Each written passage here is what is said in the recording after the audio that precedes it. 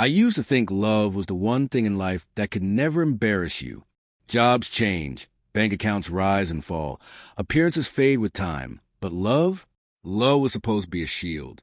It was supposed to be the place where you could come home after being beaten up by the world and still feel like you mattered.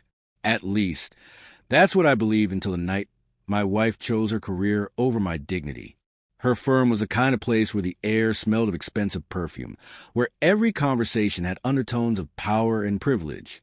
The invitation to her company's annual party was always treated like a golden ticket. I never really fit in there. I wasn't a lawyer or a CEO or some flashy investor. I was a mechanic who owned a small repair shop. I smelled like grease more often than cologne. My hands were calloused, my jeans worn. But I was proud of what I did. I built something with my own two hands. That night, though, my pride didn't stand a chance. When we walked into the ballroom, I noticed the way she stiffened at my side, like she wanted me to blend into the wallpaper. She introduced me to her colleagues quickly, her voice too sharp, her smile too rehearsed. I tried to laugh, tried to shake hands, tried to stand tall. But then the jokes began. One of her coworkers, sipping champagne, asked me politely what I did for a living. Before I could answer, my wife cut in with a laugh that sliced me open. Oh, he fixes cars. He gets really excited if he manages to fix the same Honda twice in a week.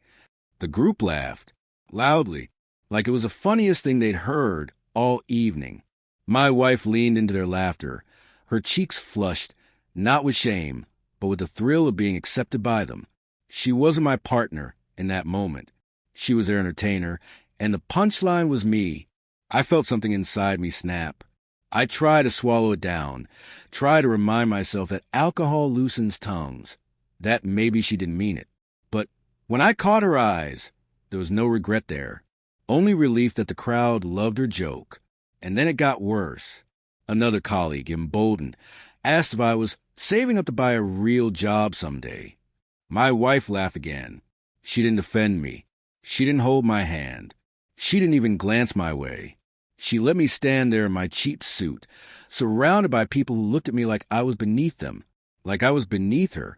That was when the betrayal dug its claws in. This wasn't just about embarrassment. It was about loyalty. She chose their approval over my respect. So I did something I never thought I'd do.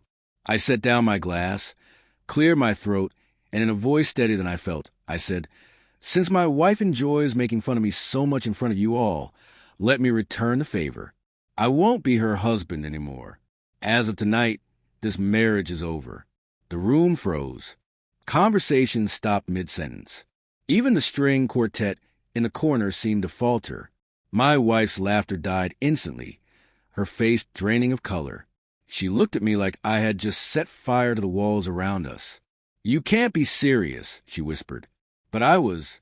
I told her in front of her colleagues, in front of her CEO who stood watching with raised eyebrows, that love was supposed to be respect, that I had given her my heart, my loyalty, my support, and in return she gave me humiliation.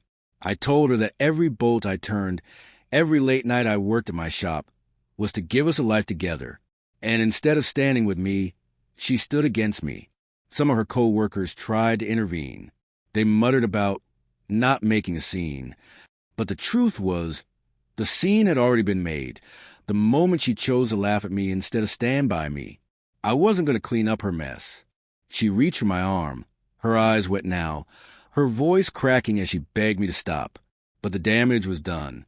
I stepped back, shook my head, and walked away, leaving behind the chandeliers, the champagne, and the hollow applause of people who thought they were better than me. That night, driving home alone, I felt like I had torn my own heart out. But beneath the grief, there was something else too, a strange kind of peace. Because I realized I would rather be alone than stand beside someone who thought I was a joke. In the weeks that followed, she called, she wrote, she apologized in long, tear-soaked messages about being caught up in the moment, about not realizing how much it hurt me. But apologies don't erase the truth. And the truth was, when it mattered most, she betrayed me. I'm not ashamed of what I do. I fix cars. I build trust with customers who know I won't cheat them. I work with my hands, and I go home tired, but proud. What I can't do is fix a love that broke itself on the altar of arrogance. So, yes, I ended my marriage at her office party. I broke it off in front of her colleagues, in front of her CEO. Not because I wanted revenge, but because that was a moment I finally understood. A career might impress strangers, but respect is the only currency that keeps a marriage alive. And once respect is gone, no amount of apologies can bring it back.